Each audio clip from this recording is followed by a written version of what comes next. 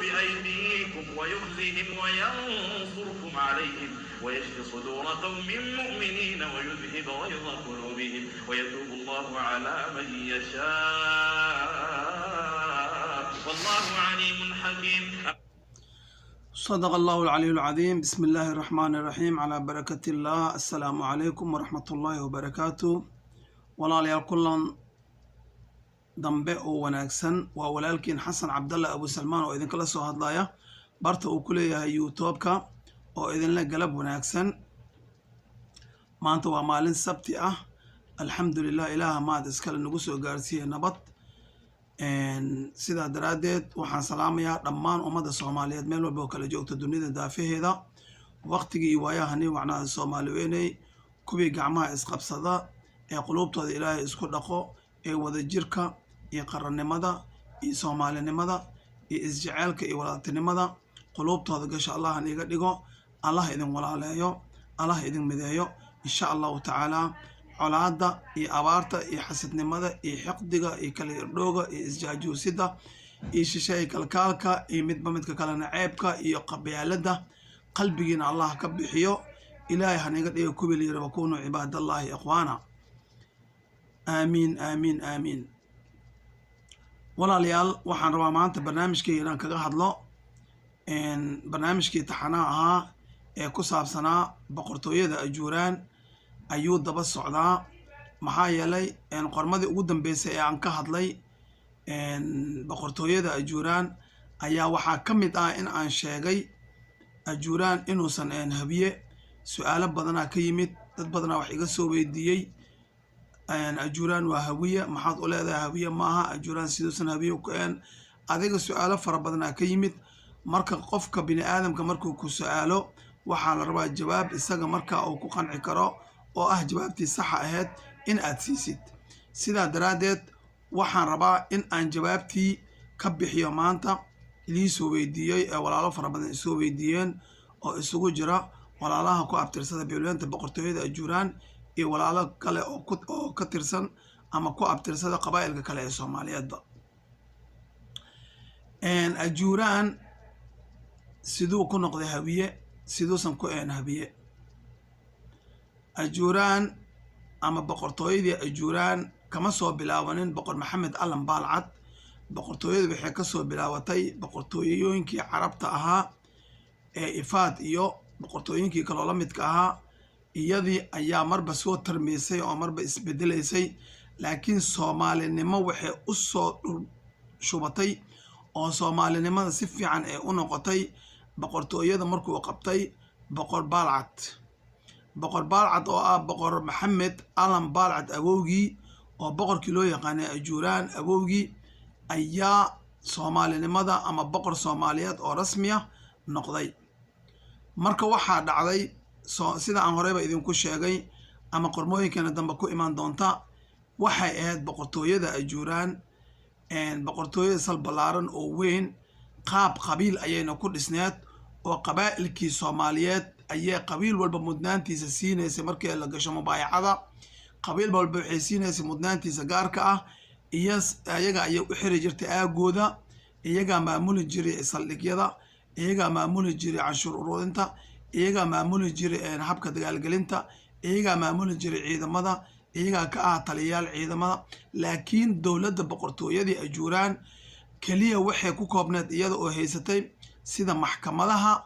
iyo markii dhaqaalaha lasoo ururay meesha laiskugu keeni lahaa iyo talada guud ama amarka guud ayay lahayd. fulinta ugu dambeyso ayay lahayd. laakiin qabiil kasta mansabkiisa iyo macnihiisa iyo muunadiisa iyo muggiisa waxba kama aysan dhimin inay wax u tarto mooyaane. qabaa'il kastana way ixtiraami jirtay. maxaa yeelay qabaa'ilka waxay uga mid noqdeen boqortooyada ajuuraan oo soomaaliya oo dhan ay mubaayacada ula gashay oo isugu soo dhiibtay. wax kale ma aheen, waxay ahayd iyaga ma aheen dadka khasba, waxay ahayeen dadka boqortooye marka loo yeerto la geli jirtay mucaahado ama ballamo ama caqdi ama mubaayaco. markay la gasho ayaa wixii dowladnimo iyo karti iyo awood iyada lahaydna u geen jirtay qabiilka isaga ah, qabiilkiina oo ka mid noqon jiray boqortooyada ajuuraan. marka sidaa daraaddeed qabaa'ilkii ugu tunka weynaa ama mowqica fiican fadhiya oo istaraatiijiga ah oo lafdhabarka u ahaa boqortooyada ajuuraan waxaa ka mid ahaa walaalaha habiye. marka taasi waxay kaliftay oo keentay in 3 gabdhood oo ka mid ah boqortooyadii markaa boqor baalcad ama ka horaba in ay guursadeen oo loo guuriyey 3 wiil oo ah wiilasha ah wiilal hawiye. kow ninka la yiraahdo maxamuud hiraab inuu yahay jeclahay oo dudublaha ah haddii aanan qaldaneen, waxaa loo guuriyey gabar ajuuraana. dudublana waxaa dhalay oo reer abti maanta u ah waa dadka ku abtirsada beelweynta boqortooyada ajuuraan, maxaa yeelay waxay ka soo farcmeen oo alle subxaanahu watacaala ka qadaray abowgoodii maxamuud iyo gabadhii reer boqor ee ahayd gabar ajuuraan ah. moobleen cismaan isagana waxaa dhashay gabar ajuuraan ah, maxaa yeelay odagii cismaan ahaa markii uu guursaday gabadhan reer boqora waxay u dhashay moobleen ayay u dhashay. moobleen markii u dhashay wuxuu noqday moobleen aabihiisna waa mudulood, hooyadiisana waxay kasoo jeedaa boqortooyada beelweynta ajuuraan. iyo waxay dhahaan dadka taariikhda qoraa abgaalla sidaas oo kale waxaa dhashay hooyo ajuuraana. abgaal cismaana waxaa dhashay hooyo kale oo ajuuraana iyadana dhashay, ama hooyadii moobleen dhashay ha noqoto ama hooyo kale ha noqoto, laakiin waxay dhahaan taariikh yahanada waxaa dhashay hooyo ajuuraana oo reer abti ayaa loo yahay abgaal cismaan, oo waxaa reer abti u ah boqortooyada beelweynta ajuuraan dadka ku abtirsada. marka intaasi dhacday oo sidaas xidid u noqdeen boqortooyadii ajuuraan iyo beelweynta walaalaha hawiye, waxaa dhacday in boqor maxamed allan baalcad axdigiisii ama waqtigiisii markii la joogay in uu damcay in uu doonto ama uu guursado si loo adkeeyo xididnimada iyo isdhexgalka gabadhii uu dhalay jambeelle habiye, oo gabadhaas keliya uu dhalay oo wax kale uu heliya aysan jirin, oo ahayd gabadhii faadumo jambeelle. waa loo doonay, markii loo doonay waxaa u dooneen wiilashiisii oo weliba qaar ka diideen, laakiin waxaa ku adkaystay oo u doonay oo damcay in uu aabbo amarkiisa fuliyo walaalka sharafta leh ee waaqle. markii la doonay uu waaqle doonay ee odagii la kulmeen jambeelle ahaa, wuxuu yidhi waa ogolahay, waana idinka guddoomay doonista aad soo doonateen iyo sida aad rabtiin inaad noola xididiin, laakiin gabadha ayaan wax weydiinayaa su-aalo ah sida iyada wax u rabto. dabcan gabdhihii hore iyo gabdhaha soomaaliyeed guud ahaanba xikmad ayay leeyihiin daa'iman. xikmaddaasna ah markii arrinta ee macnaha dhiida gaarto ayay xikmaddaas la soo banbaxaan. gabadhi marka loo tago oo layiri odagii waxaa ku doonaya boqorkii ajuuraan ama boqor maxamed allan baalcad, wuxuuna rabaa inuu ku guursado. gabadha gabar yar ayay ahayd, odagana oday weyn dabcan oo caruuro fara badan dhalay oo bahyo kala duduwan ka dhalay. marka sidaa daraaddeed waxay ogolaatay gabadhii doonistii lasoo doontay, laakiin waxay shardi kaga dhigtay oo shuruud kaga dhigtay ee ku xirtay haddii aniga wax nool ilaahay isiiyo oo aniga aan dhalo oo wiilah, in wiilkaas uu kaga dambeyn doono ama wiilashaas ay kaga dambeyn doonaan xukunka boqortooyada. waa inuu ballantaas qaadaa boqor maxamed allan baalcad, haddii kale aniga ma guursanayo ayay tiri. shuruuddii markuu soo hordhigay odagii jambeelle ahaa, soo hordhigay wiilashii boqor maxamed wiilashiisii oo ugu weynaa walaalka waalemaga walaalka waaqle, waxay kula soo noqdeen aabbahood. wuxuu yiri ogolaada haddana shuruuddaas.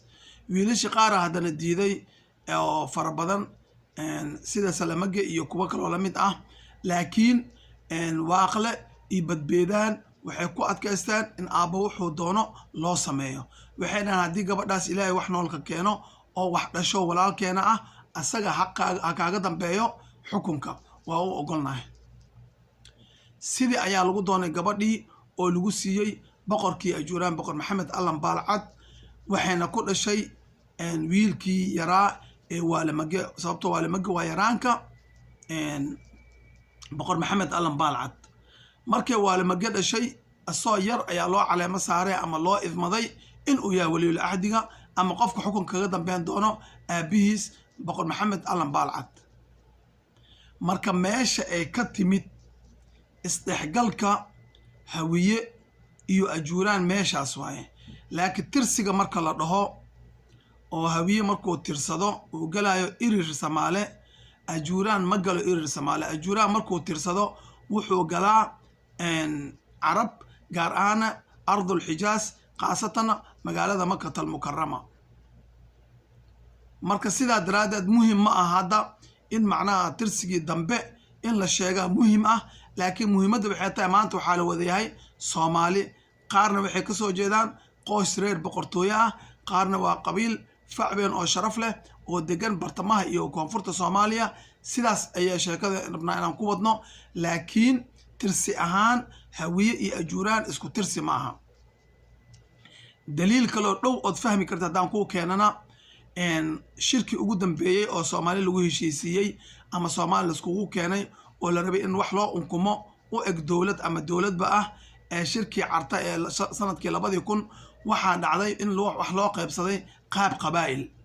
marka qaab qabaa'il marka wax loo qaybsaday hawiye waa 6.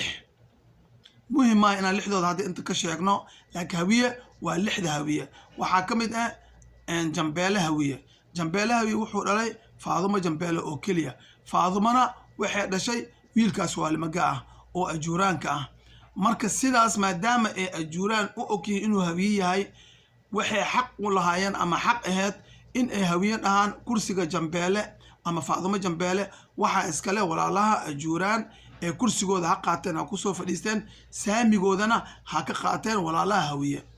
laakiin ma aysan dhicin oo ma aysan samaynin walaalaha hawiye in ay ajuuraan siiyaan xaqii ay ku lahaayeen ayadood Faadumo Jambeele ma aysan siinin. si kastaba ha u dhacdo, damac bini aadan ha noqdo, qalad dhacay ha noqdo, inay og yihiin aysan u ogoleen ninkan aan hawiyaha ahayn inuu hawiyenimo wax ku qaato, inaysan u ogoleen inay noqoto. si kastaba ha ahaato, kursigii Faadumo Jambeele ama Jambeele hawiye kursigiisii oo ay leed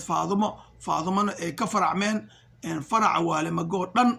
oo maanta boqortooyada ajuuraan dadka ku fadhiya ah, ma aysan siinin oo mana aysan keenin, mana aysan siinin saamigii ee iyada lahayd, ma aysan siinin caruurteeda oo ah caruurtii ajuuraan ama waalimage. marka taas waxay ku caddeynaysaa markii la dhaho sid qaybsi in uusan ajuuraan ahayn hawiye. laakiin markay dagaal noqoto ama noqoto istirsi ama isgaashaan buursi ama isku soo dhawaasho, laakiin waxaa la yidhaahdaa ajuuraan waxaa tihiin hawiye. laakiin ayaga way og yihiin, rabbina wuu og yahay ajuuraan hawiye ma aha.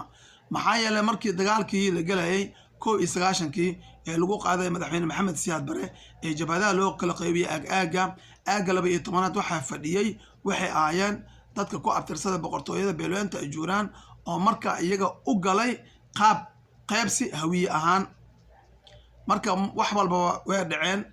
hadal wax dhacayna gadaal looma raaco. calaa kulli xaal ajuuraan isagana wuu og yahay, allah subxaanahu watacaalana wuu og yahay, hawiyena way og yihiin inaysan ajuuraan iyo hawiye is ahayn hal tirsi oo isku meel ku dhammaada oo isku meel galinaysaneen. laakiin waxaa dhex martay xidid wadaag, iyagana way dhaleen, ayagana waa la dhalay. waa dad kala guursaday oo wax iska dhalay oo xidid wadaag ah oo walaalo ah oo abti sim isku ah, laakiin laba tirsi kala amarka tirsiga la dhaho. sidaa daraaddeed walaalaha isoo weydiiyey ajuuraan hawiye miya ama ajuuraan hawiye mooho, ajuuraan hawiye ma aha, raxaweyna ma aha. dadaa qaar iisoo qoray hadduusan hawiye ama raxaweyna, ajuuraan waa ajuuraan, ma fahanti. marka dadka qabiilka yar ee markaa isaga yar ee Soomaaliga ah, haddii la dhaho adiga yaa gashaa, kaasaa la rabaa inuu wax markuu tirsado meel hebelan galaa dhaho. laakiin ajuuraan isagaa la galaa ee isaga dad ma galo. maxaa yeelay waa ajuuraan boqortooyo ama beelweyn aad u facweyn oo maasha allah tabaaraka allah Soomaaliya meel walba degantahay jooga. haddii maanta Soomaaliya la kala qaybiyo, waxaan u malaynayaa 3 meelood meel inay noqon karaan. maxaa yeelay qabiil aysan ku jirin wuu yaryahay Soomaaliya. dadka ku abtirsada boqortooyada beelweynta ajuuraan waxay ku jiraan qabiil kasta hawiye ku jiraan, daarood ay ku jiraan, haddii allaba ku roon yahay waqooyi galbeed ay ku jiraan, haddii allaba ku roon yahay waxay ku jiraan raxaweyn. ku jiris kale ma aha. markii boqortooyadii ay burburtay ama ay dhammaatay waqtigii allah subxaanahu watacaala ugu talagalay inay jirto xuduud military asaasan laguma jebinin boqortooyada kacdoon shacabna laguma jebinin dhibaatooyin kaloo cabsi ama xuduud ka xoog weyn oo timidna laguma jebinin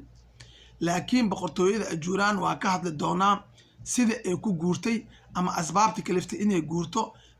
qormooyinkeena dambaan uga hadli doonaa boqortooyada iyadaa guurtay oo u guurtay dhinacaas iyo qorax u dhac waatan ee tagtay ilaa iyo NFD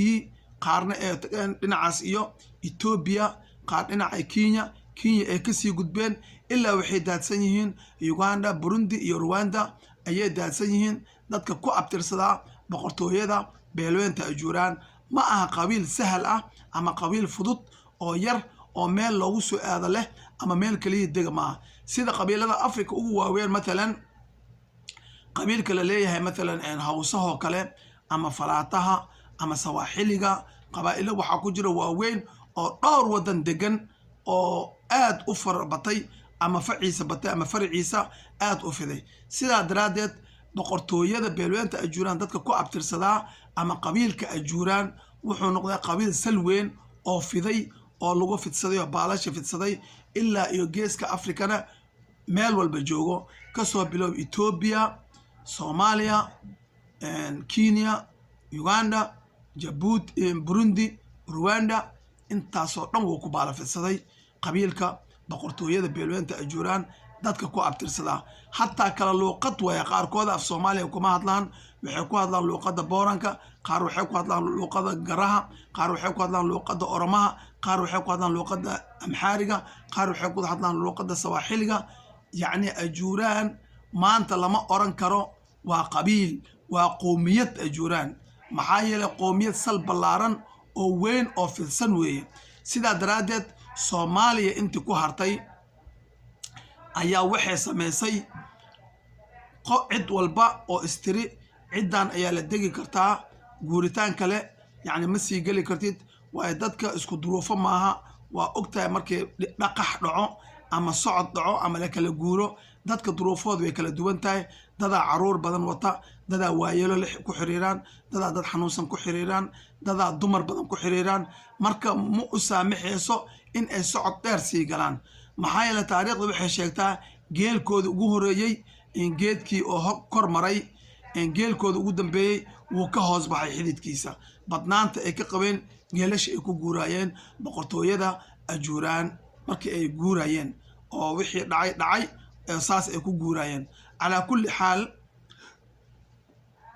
dadka ay la degaayeen marka kulama aysan degin qaab daciifnimo ah ama qaab dullinimo ah ama qaaf quursi ah kulama aysan degan dadka ayaa u baahnaa dad ka socda boqortooyada ajuuraan in ay la degaan ayagaa dadka u baahnaa Soomaaliyeed waayo waxay xukumayeen dhowr boqol oo sano ayay waddanka xukumayeen marka ninka adiga aabbaha iyo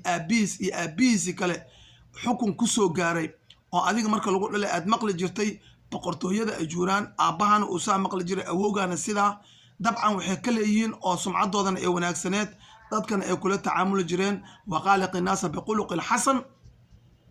taasi waxay dhashay qabiil kasto ay rabaan in ay la degaan oo dadka guuritaanka badan aan kari karin in sacabo furan lagu soo dhaweeyo weliba laga dhigto hormuudka qabiilkaas ama imaamyada ama malaaqyada ama ugaasyada ama oday dhaqameedyada ayaga laga dhigan jiray oo usha loo dhiiban jiray sharafta iyo cizziga iyo karaamada ee ku dhex leeyihiin bulshada Soomaaliyeed ayaana keentay taas iyo sumcaddii iyo wanaaggii ee awoowayaashooda u sameeyeen iyo difaacii ee waddanka Soomaaliya ka difaaceen gaaladii damacsaneed in ay bar kirishtaan ka dhigto barne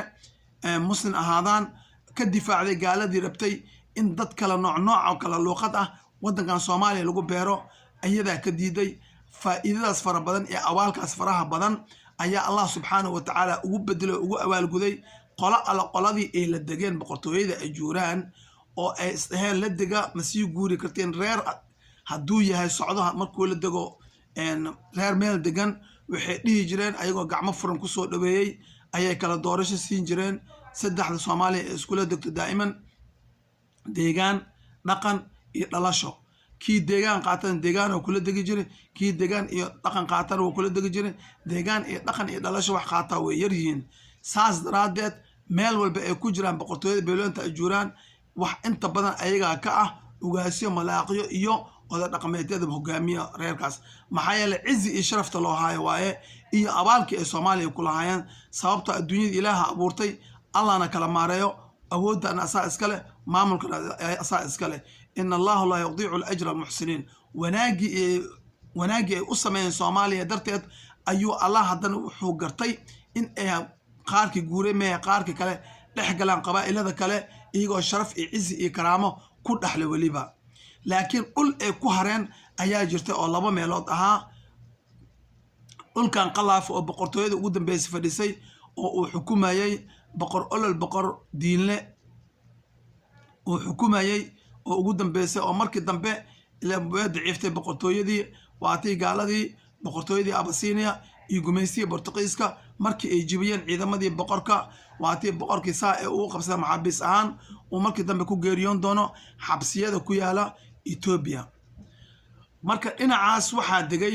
oo deganaa walaalaha gareen ayaa degay oo saldanadii gacanta ku sii hayay ilaa markii dambe iyo askartii markaas dhaqan ahaan intii markaas ayaga ku heersaneed ama u hartay waayo wixii way kala furfurmeen qabaa'il kasta wuxuu bilaabay inuu asaga difaac galo is ilaaliyo waayo wadanka ma ahayn wadan dawlad markaas leh isku xiran boqortooyadii kadib laakiin ilbaxnimo iyo qaab loo dagaalamo iyo qaab la isku difaaco iyo qaab maamul loo samaysto ayay dhaxal ahaan uga tagtay shacbi weynaha Soomaaliyeed boqortooyadii Ajuuraan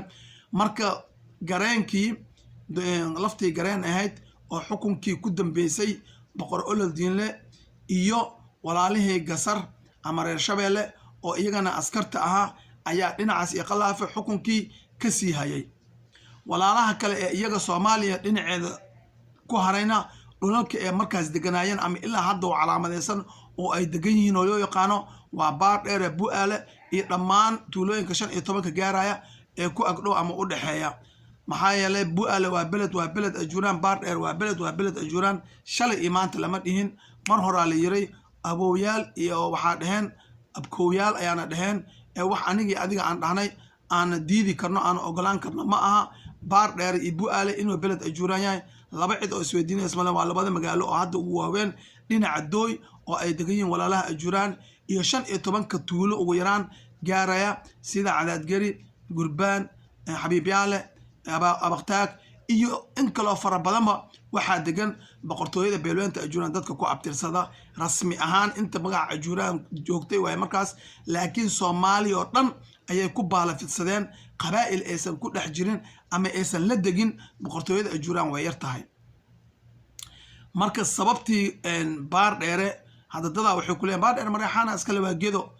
waxaa sameeyay madaxweyne Maxamed Siyaad Barre ayaa sameeyay gedo in ay hoos tagto ama kamid noqoto Baardheere sababtii loo sameeyay iyo asbaabtii loo sameeyay iyo nidaamkii loo sameeyayna insha Allah qormo kale aan ku soo qaadan doonaa wax walba waa siyaasad qofka markii awoodda gacanta ugu jirto iyo qalinka iyo amarka uu dhiibi karana fulayo waxyaabo badan ayaa jira oo markaa u sameeyo dadka uu isaga ka dhashay ama dad lagu dulmiyo ama dad lagu taageero waa shay macruuf ah ma fahant sidaa daraadeed qormooyinkeena kale aan ku soo qaadan doonaa haddii Allah awoodda la yiraahdo laakiin Bu'aale iyo Baardheere waa beled Ajuuraan iyo tuulooyinka 15 gaaraya ee saas ugu dhereersan silsilada ah waxaa degan Ajuuraan boqortooyada dadka ku abtirsada